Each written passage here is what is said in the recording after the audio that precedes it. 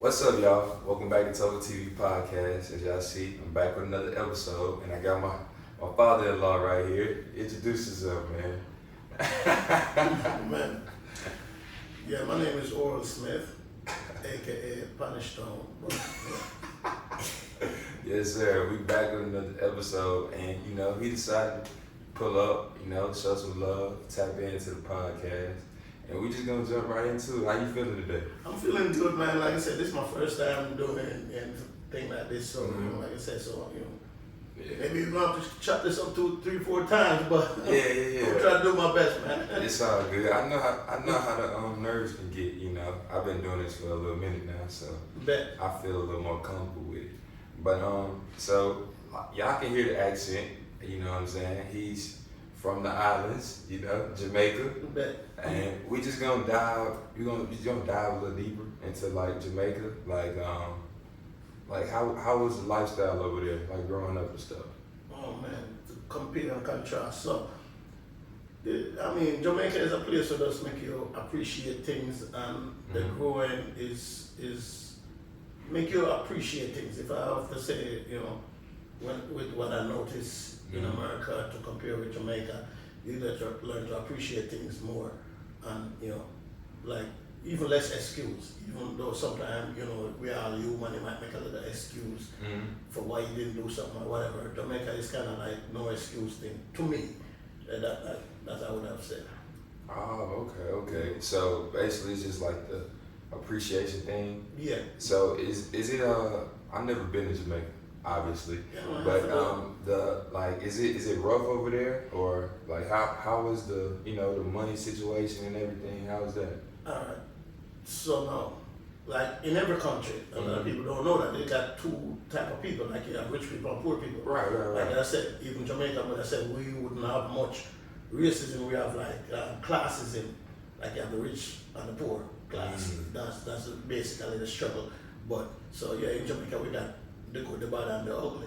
So you can get, you go to Jamaica someplace, the country, every part of the country pretty. So if you go to Jamaica, you're gonna be like, wow, I can't believe this is the hood, because the place is pretty. Right. So yeah, you might see some building or some house where I say, because I said tell that I'm in the hood, but for the most part, the country itself is beautiful. So that wouldn't detect or tell you where you are. So.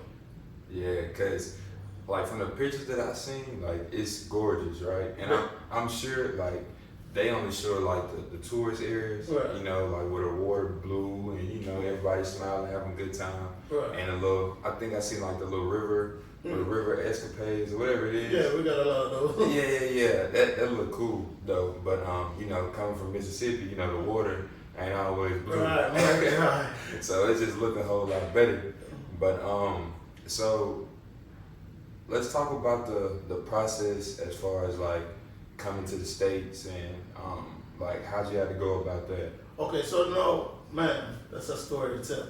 So, most Jamaicans would like to travel abroad or come to America or other country. We are naturally travelers in a way. So like most Jamaicans travel the whole Jamaica. And so most of us want to travel different countries. So anyway, long story short, I always wanted to come to America, and but I was nonchalant about it. Right. I was just like, if it happened, it happened. So I was, bartending, and dude was sitting at the corner of the bar, and he was noticing me just flaring, giving joke, and just capture the audience. And he was like, "Hey man, I can give you opportunity to come to America." And I've heard that 1,000 times. Right. So like, yeah. He was like, "No, I'm doing an interview at the Marcus Garvey Technical High School. And if you come up tomorrow, I get an interview, and if you pass it, because people like you, I would like to, whatever." So I take up the offer. Actually, one of my friends called me, Gavin, big up yourself, called me. I said, "Yo, Punish Stone, let me do an interview at Marcus School." And I said, "Yo, the brother tell me, sir, come through." So I said, "All right, then I'll go." So I'm going to go. Back then, I was sharp with my bartender things. So Yeah. I'm playing a game, so I'm going to go there dressed nice and everything. And they interview everybody in front of the whole,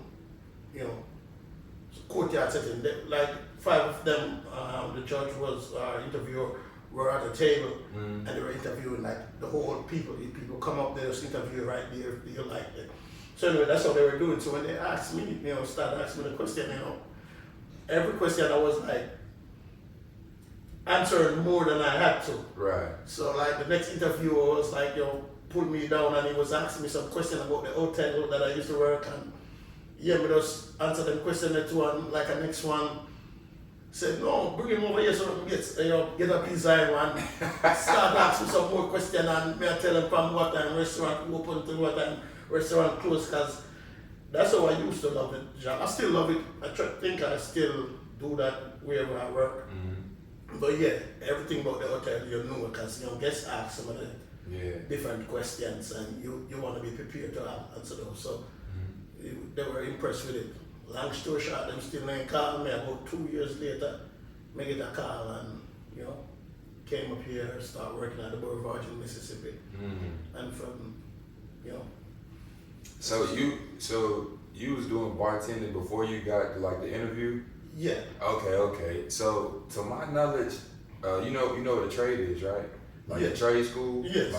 Cause I went to pretty much trade school and I learned like pipe fitting. Right. And I worked at Ingles at the shipyard. Yeah. So instead of going to like more years of school, I just went and did that. Right. So to my knowledge, like bartending and housekeeping and things of that nature in Jamaica, it's kind of like a trade. Trade, right? It's a trade, right? So you feed off the environment. So what happened though? There's another hotel in Jamaica, and tourist industry is big in Jamaica.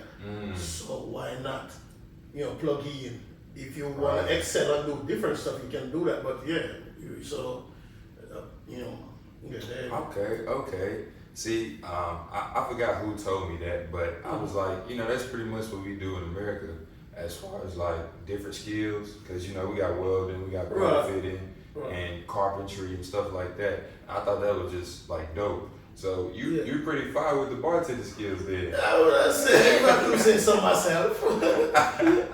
I had one of his drinks earlier and it was bomb, I must say. And last time you came, you made some pina colada. Yeah. That's one of my favorite drinks. So, I love me some pina colada. But you get to the States, you start working at the Boulevards, bartending, doing your thing. Yeah. And so how was it when you first got to America? So no, like I said, come here and so I was excited, I like it, but then again, for me, the money that I was making, and I was, like I said, I used to make tip.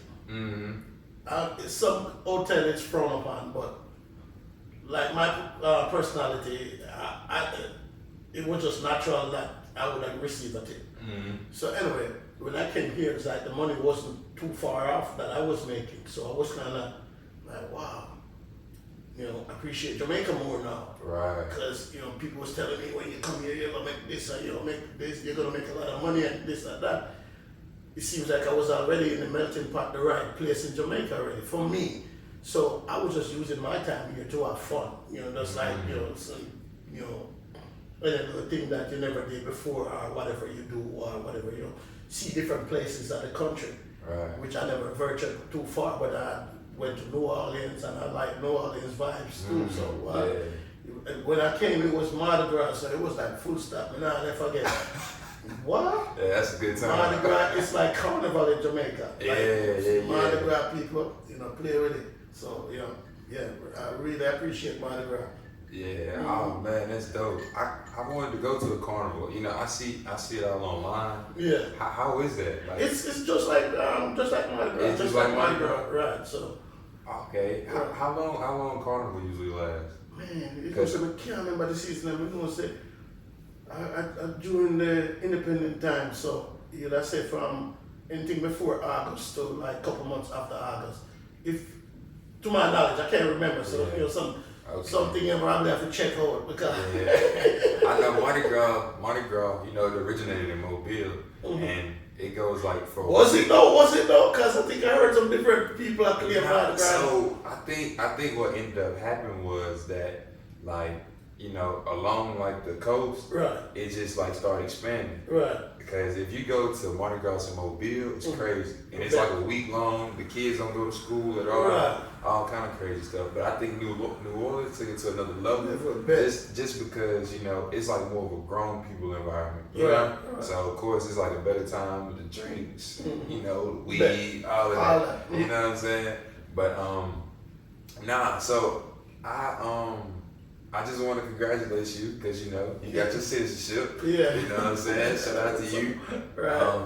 I know that was like a pretty lengthy process, right? It was a lengthy process, but I think I drew it out because, you know, like I said, I was comfortable in whatever situation I was. Right. You know, I've been, like I said, I just didn't follow through with getting the citizenship. Right, gotcha. So, yeah, I've been legal American alien or, you know, green card holder, but then I just decided that I want to, you know, the voting rights, the whole thing on. Yeah. To take it there. Congratulations, man. Appreciate it. That's major. Yeah. So, you know, in Jamaica they speak Patois, right? Yeah, Patois. So this is another thing now. So Patois is just a local dialect. It's just a dialect we speak. Right. But we learn English in school. So I have to tell a lot of people like, yo, English we learn at school. You know, because sometimes we pronounce some word different, and then, you know, somebody will quickly to tell you that, oh, you didn't use the TH or you didn't use whatever. And I was like, I know. However, when I'm writing it or when I'm speaking it, you know, or if I want to, and I like sometimes I throw it back to America. And I was like, all the words that I speak incorrectly, I know. And I would say some people don't know that they did not pronounce that word properly. Yeah. So, but it's a joke both ways. Yeah. That's pretty cool. So I just wanna hit them with some words that you know y'all say in Jamaica. You know. Yeah. Just you know, show a little bit of your culture. Okay, so. And we'll just go over the meaning. You know what I'm saying? Right. Like okay. that. But so, what a very complimentary word is wagwan. That's just a greetings. I'd say what's up. Okay. You know, so wagwan, and you would respond with midday, midday, I'm good. Yeah. I'm good. I'm okay. You know what I'm saying? So. Okay. That's okay. one. And what's some more? So that just means like what's up? Yeah. And so, then like I'm good. Right. Is midday. Midday. So wagwan. Okay. I'm saying midday. And another thing to Jamaica is big on respect, but giving it and taking it. You see sometimes the generation break down and you see some different things or hear some different things, but respect, because a lot of the things that happen start from a little bit of disrespect, and from a little bit of disrespect coming in, the way we grew up is just rough. So some people might walk away, or some people might just brush it off, but some people not do that. You have to either apologize or, you know, something have to happen, and then if something happen, if I know you, let's say him disrespect me. Right. But him and you are friends. So you would have come talk to him or talk, you know, eerily that Right. I said, listen, you gotta get your mind right. You know, I see how it's happening here too, you know, with the, you know, respect same way. I just see him thing, you know, so you just talk to him and say, yo, I forgot all that you there, and tell him, say, you know, if not, if I dirt, I dirt. That's what I'm saying. If I dirt, I dirt. I can't do them things about it, but that's how, and it's just the way it is. Yeah. If I dirt, I dirt. Yeah. Okay. So let's give him one more word and then. All right. Yeah. So all right, boom. You say wagwan, and you say you're there. Yeah. If I say what is your name, see that come like almost sound like a right that. So I say what your name. What your name? What your name? And you say me name. You know. Okay. Straight. You understand? So what is your name? Someone like a right that sentence. Someone just say what your name, and you say me name such and such.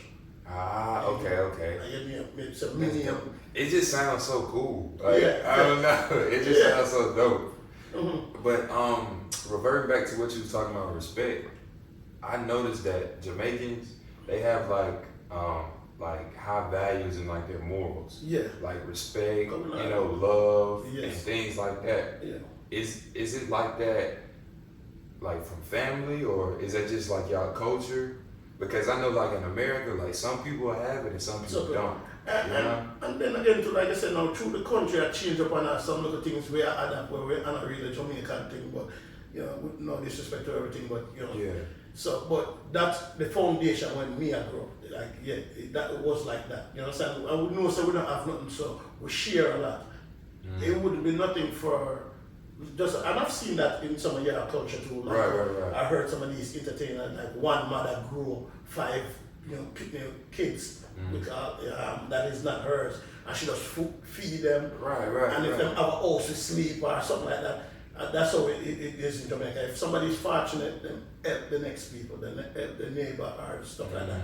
So I would say Man, that's dope. That's dope. I wish more people was like that in America, because I feel like people start becoming of the world, lose those morals, and then just like literally go off the grid and just like, I don't know, I guess ultimately become a bad, terrible person. You know what I mean? True. Because I feel like if people, first off, mind their business, things would be a lot smoother. And then like learn to love and respect. Yeah. I think that's big.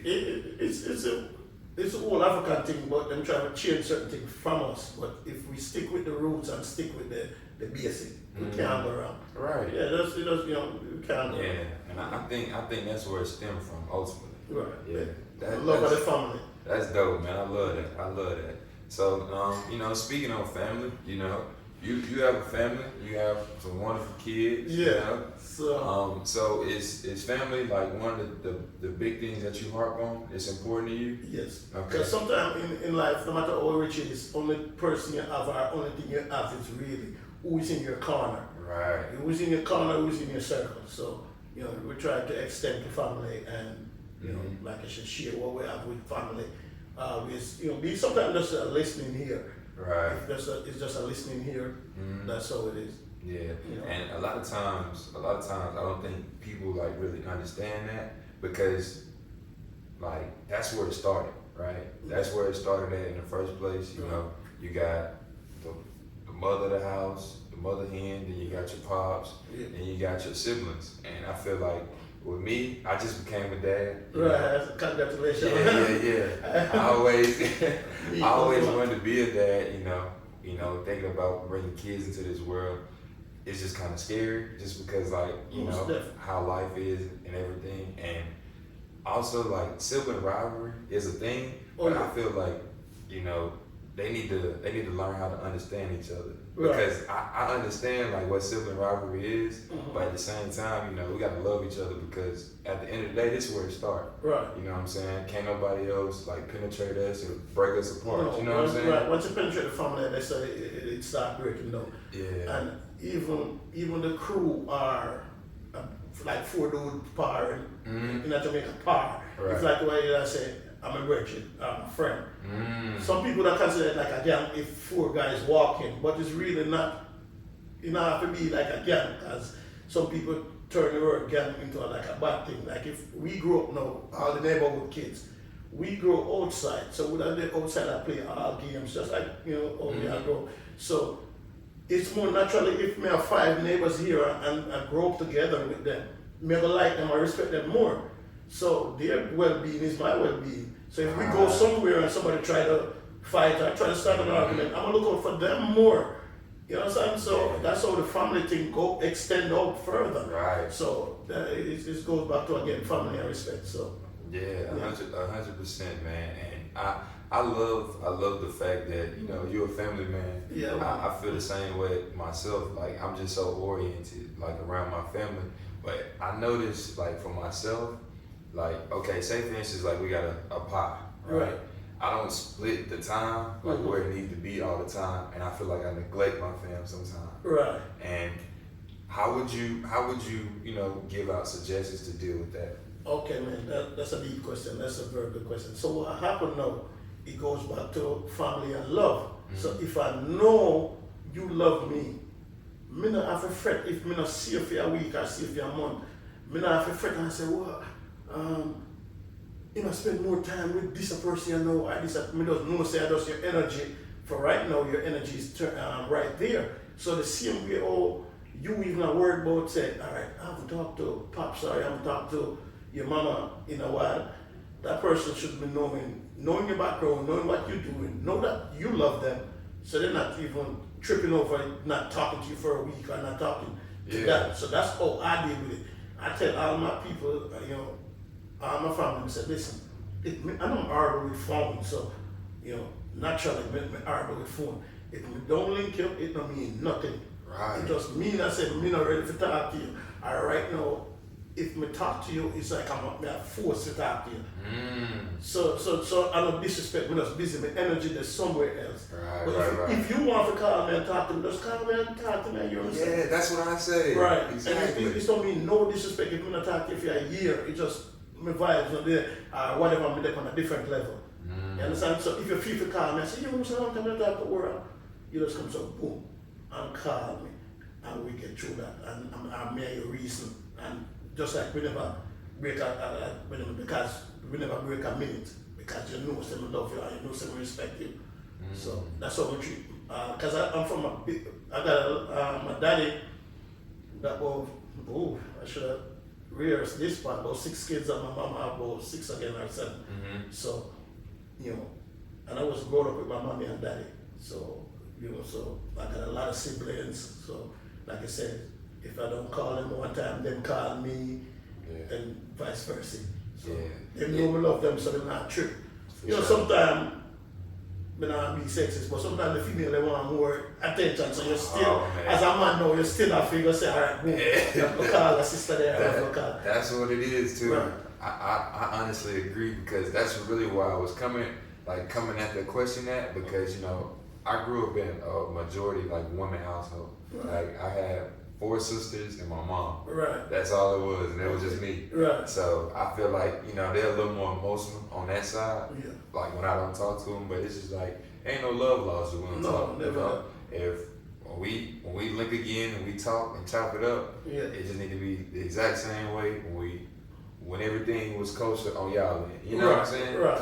And that's what I always try to preach to them. But I've been doing better. I've been working on it. You know what I'm saying? Because I feel like when you have a concern and I can fix it, I need to address it. Most definitely. You know what I mean? Most definitely. So that's another thing too. I see you have a book saying how to listen. And it's somewhere in there. It's a hard thing listening to for real. I was bad at that too. Maybe I'm still am, but it's good because if somebody keep telling you, yo, call me, and you're not calling them, I disrespect that too. Yeah, so, that is the so you have to go piece to that or tell the person, say, listen, and this is what's going on, but it's no disrespect or whatever the situation is. But that's all. Right. Yeah. Oh man, you just helped me out. Cause sometimes you don't think about different ways to maneuver around certain things. Right. Oh man, so that's how I deal with it. I just reassure them because like I said, most people still need reassurance. Say, do you love me or do you whatever the situation is. When you grow up, each people grow up and branch out different. So that kind of be the situation sometimes. Okay. And I see, you took it on the road. You drive the trucks now. So what made you want to do that? Oh man, pros and cons. Sometimes you just need a getaway. It's something I always wanted to do, but because of the kids were younger, I've got 3 of my, it's so much back pedal with when I got to America and always revive. But yeah, so I had 2 sons in Jamaica when I just came here. And I met my wife with 2 kids, and then we had 3 more together. And they were all grown up now and, come of age, 14, 15. So I just decided to say, maybe I'm going to take this thing on the road. Yeah. And I did that. So on the road life, what are the pros, in your opinion? Man, so the things I'm like, so, I mean, you're right there at the job. You're right there at your job. So if you got 10 hours to spend, you right there already. So you just, we might have to snip this work out. Oh, no, you good. Okay, so the things were like, oh man, I like seeing different things. That's definitely one of my strong things because I always wanted to travel America. So I like seeing different things. Yeah. So do you go from in a 3-day time span, how many states would you touch? You think? Okay, sometimes I can touch like 4 or 5 states. Because like I said, you run through an I-10 or 40, you could touch about 3-4 states. Oh, snap. Okay. So let's talk about the cons. What is the cons about trucking? You stay away from your family, and you're driving. Sometimes the weather condition, my company definitely recommend certain conditions we don't drive in, but sometimes you have to do what you have to do.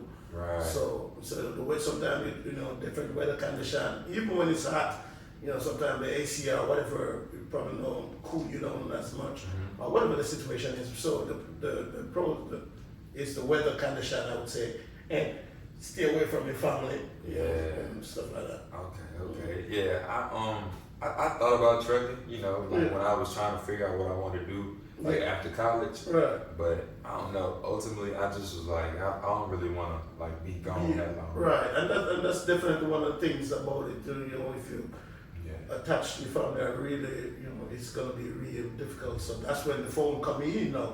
Because before trucking, I was horrible on the phone. I probably still think I am, but now I start calling more people. Because you have a long time driving, so so that's all. Yeah.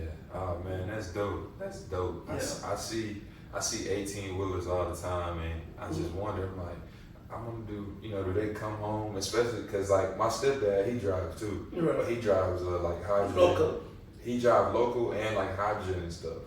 So like it's like I guess you could say stuff that's like hazardous. Right. Yeah. And things of that nature. But sometimes he's gone for like a couple of days with like training and stuff. But for the majority, he come home every day. So I just like to pick truck drivers' brain. Right. As far as like being local versus being over the road. Yeah. And so for right now, over the road is what do it for me. So I like those long drives where I can just free my mind, look at the mountain, and just see different Yeah, that's pretty cool. You get to go from like state to state. Yeah. You know what I'm saying? Yeah. Do you see yourself like doing trucking forever or what? See, anything I'm doing, I try to put all my energy in it. Right. So right now I'm out in a love for it. A lot of people think I would, because I'm doing it about 3 years now. A lot of people think I would have burned out on it already, but I still got the love for it because stuff I need to accomplish and stuff like that. So right now, but maybe 10 years I'm already 3, so maybe 7 more years. Yeah, that's dope. Well, at the end of my podcast, I like to, ask my guests, whatever's weighing on their heart, whatever's weighing on their chest, I want you to get it off your chest. So like anything that you've been thinking about, anything that's been bothering you, now's the time, get it off your chest. Okay, so with me, I'm really a simple guy. I hope I was speaking clear enough so other people can hear. Yeah, you sound good here. Yeah, I'm talking with my accent or whatever. Cause oh yeah. Sometimes I find myself I was just like talking like patois. Yeah. So now with me now, for the most part, it's just we have to show more love to humanity. We have to show more love to humanity. Okay. Yeah. Because love really makes the world go wrong, and it's a natural thing. For me, it's natural to be nice or be good. Some people, doing good or being a good person is very difficult. But for me, I try to do good. I'm not the best person in the world, but I try to do good. Okay. Yeah, man. Start showing more love. That's one of the keys right there. Communication not the only key. Love is the key too. Yes. You know what I mean? Okay. It'll help the world go around, like my father-in-law said. And I like what you got going on too, man. I watch most of them. I watch, like I said, when I'm going on a long trip. Yeah. So you might see me just put a tick on it because I was driving. I don't comment because I was driving when I listen to it. I like what you got going on, man. Man, I appreciate some good it. topic and stuff. Yeah, as long as you get to tune in, that's all I'm grateful for. Much Yeah, but shout out to y'all, man. Y'all been showing mad love, liking it, sharing it, tuning in, watching the pod. I appreciate each and every one of y'all. Thank you, my father-in-law, for big up TopherTV. Yes, sir. Showing love. And yes, this has been another episode of TopherTvPodcast. I appreciate y'all, and I'll see y'all in the next episode. All right. Peace.